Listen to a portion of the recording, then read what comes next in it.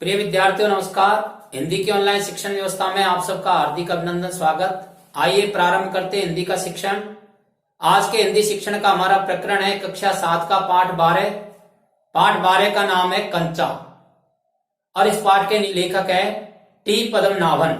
मैं पाठ का नाम और लेखक का विवरण आपके सामने प्रकट करता हूं।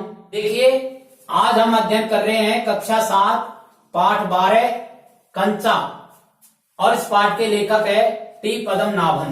टी पद्मनाभन ने इस पाठ में एक स्कूली विद्यार्थी और उसके खेलने की स्थिति का वर्णन एक कहानी के माध्यम से किया है और इस कहानी का जो पात्र है अप्पू, उसको आधार मान करके संपूर्ण कहानी को लिखा है।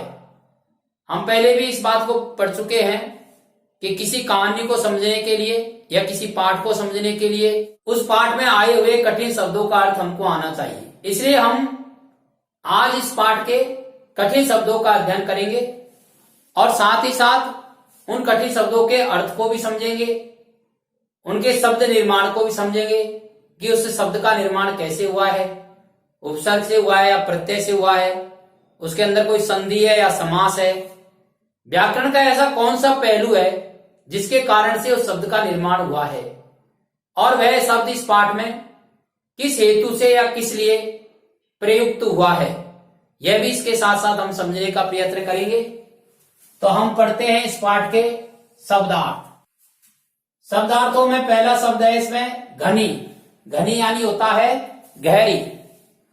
पेड़ की जो छांव होती है वह घनी होती है, अर्थात गहरी होती है, उसके लिए शब्द काम आता है घनी। इस पाठ के अंदर भी घनी पेड़ की छांव के लिए ही काम में आया है। केंद्रित, केंद्रित शब्द का अर्थ होता है एकाग्र या स्थिर। केंद्र से बना है ये।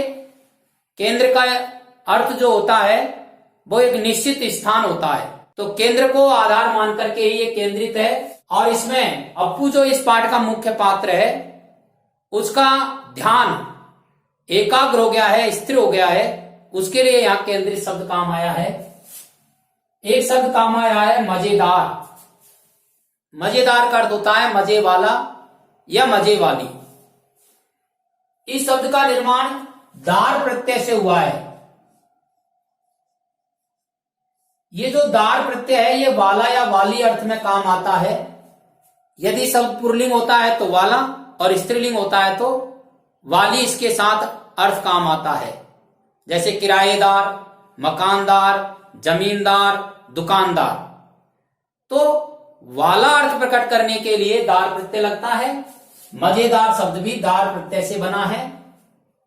9 2 11 होना। 9 2 11 होना ये इसका अर्थ होता है भाग जाना। यह मुहावरा है और मुहावरा किसे कहते हैं? जब कोई वाक्यांश अपना मूल अर्थ प्रकट न करके, वास्तविक अर्थ प्रकट न करके अलग अर्थ प्रकट करता है, अन्य अर्थ प्रकट करता है या विशेष अर्थ प्रकट करता है तो उसको उस वाक्यांश को मुहावरा कहते हैं। यहां पर भी ऐसा ही हुआ है। 9 2 11, 9 + 2 = 11 होना, यह अर्थ ग्रहण न करके इसका अर्थ होता है भाग जाना, इसलिए यह मुहावरा है। जार, जार शब्द का अर्थ होता है कांच का बड़ा बर्तन। यहां पर दुकान पर एक कांच का बड़ा बर्तन रखा हुआ है, उसके अंदर कंचे रखे हुए हैं, इसलिए उस कांच के बड़े बर्तन को जार कहा है। कतार, कतार यानी होता है पंक्ति। बहुत सारे जार एक पंक्ति में रखे हुए हैं, उसके लिए कतार शब्द यहां काम आया है। आकृष्ट करना, आकृष्ट करने का अर्थ होता है आकर्षित करना या खींचना। कोई वस्तु इस प्रकार की होती है जिसके अंदर इस प्रकार का प्रभाव होता है कि वह देखने वाले को अपनी ओर आकर्षित करता है, खींचता है, उसका ध्यान उस ओर केंद्रित करता है, तो उसके लिए शब्द काम आया है आकृष्ट करना। टुकर टुकर देखना। टुकर टुकर देखना यानी टकटकी लगा करके देखना, केंद्रित होकर के देखना, बिना पलक झपके देखना, अपलक देखना, अपलक देखना यानी टुकर टुकर देखना। ताकता यानी देखता है। कंचे यानी कांच के गोले। कांच की गोली छोटी छोटी होती है, उनसे जो बनी हुई वस्तु है उसको कंचे कहते हैं और इस कंचे के आधार पर ही पाठ का नाम भी कंचा रखा गया है।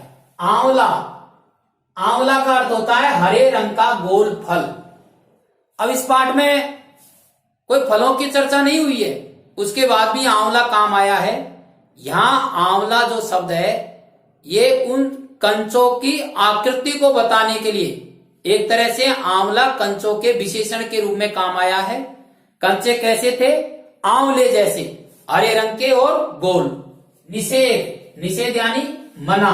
मात खाना यानी हार जाना। खामोश यानी चुप। जब किसी व्यक्ति से कोई बात पूछी जाती है और वह बोलता नहीं है तो उसको कहते हैं खामोश होना। खामोश होना यानी चुप होना। सुबकना, बिना आवाज किए रोना। तो यहां पर बिना आवाज किए रोना, इसको यदि एक शब्द में कहते हैं तो वह कहलाएगा सुबकना या सिसकना। दांतों तले उंगली दबाना, आश्चर्यचकित होना, यह भी मुहावरा है। दांतों तले उंगली दबाना का अर्थ यह नहीं है कि उंगली को दांत के नीचे दबा दिया। दांतों तले उंगली दबाने का अर्थ होता है आश्चर्यचकित होना। काहे यानी किस, और सिर्फ यानी मात्र या केवल।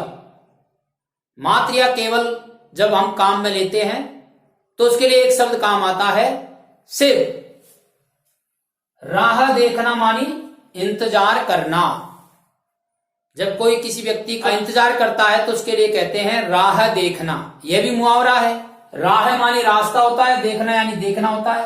रास्ता देखना, इसका मूल अर्थ है रास्ते को देखना, लेकिन यहां इसका मूल अर्थ न ग्रहण करके और एक विशेष अर्थ ग्रहण किया जा रहा है, वह है इंतजार करना, इसलिए यह भी मुहावरा है।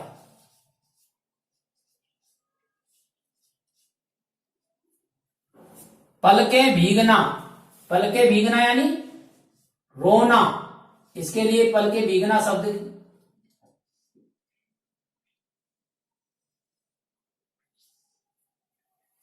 पलकें भीगने का जो अर्थ है वो रोना है। इस प्रकार से इस पाठ के कुछ मुख्य शब्दार्थ ये आपके सामने लिखे गए हैं और शब्दों का निर्माण कैसे हुआ है यह भी आपको समझाया गया है। अब अपने गृह कार्य की कॉपी में काम करने की दृष्टि से आप इसका स्क्रीनशॉट ले लीजिए और ये शब्दार्थ आपको भली प्रकार से याद हो जाएं। इसके लिए कम से कम 2 बार आप इस वीडियो को आवश्यक रूप से सुने। शिक्षण के अन्य वीडियो आपके पास आते रहे, इसके लिए आप इसे सब्सक्राइब करें। सब्सक्राइब करने से शिक्षण के अन्य जो वीडियो हैं वो आपको उपलब्ध हो सकते हैं। आप अपने पाठ्यक्रम के अनुसार उन वीडियो का भी अध्ययन कर सकते हैं। धन्यवाद।